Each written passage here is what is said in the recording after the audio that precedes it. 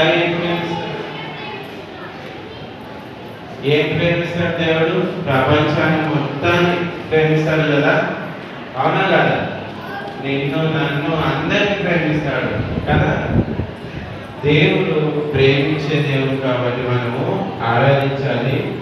ఆయన రక్షించువాడు కదా. మన ఆపదలో ఉన్నప్పుడు మన క్షేమం కలగజేస్తూ ఈ 8 రోజులు ఎవరికి ఏం కాకుండా, కనీసం జ్వరం కూడా రాకుండా దేవుడు మనల్ని రక్షిస్తూ ఇక్కడికి తీసుకొచ్చినాడు కాబట్టి మనం దేవుడు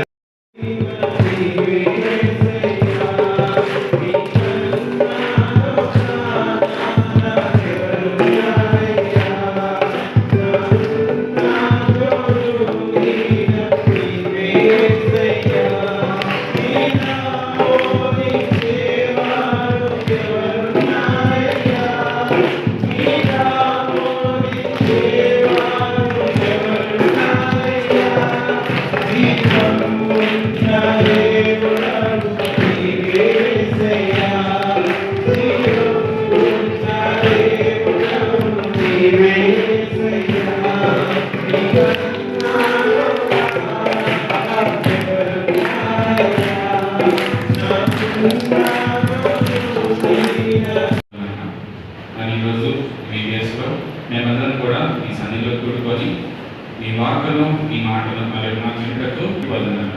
మరి నిలిచిన నా మాట కానీ ఈ మాటగా మీరందరితో మాట్లాడమని మీ నిగూఢమైన సత్యాలు అందరితో పాటు నేను కూడా తెలుసుకుంటారు నాకు సహాయం చేసేయమని క్రీస్తు సత్పరిశుద్ధమైన శ్రేష్టమైన ఆమేన్.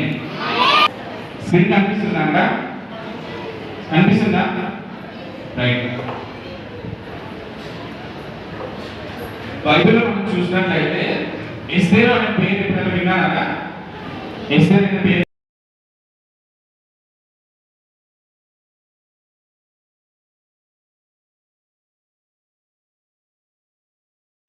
అది మోసుకొని పోతే మోసుకొని ఉంటే పిచ్చి కొట్టేస్తారు నన్ను తీసుకోలేని అంతకంటే డబ్బులు ఉంటాయి.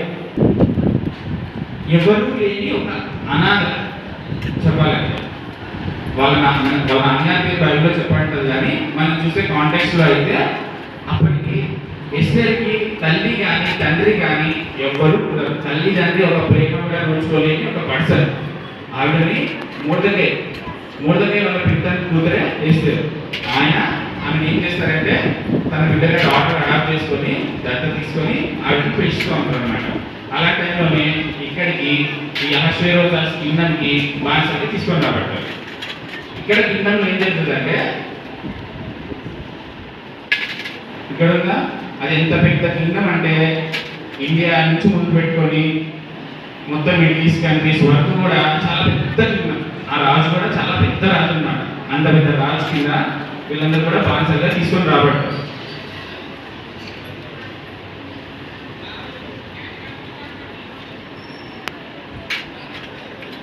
కొన్ని కారణాలు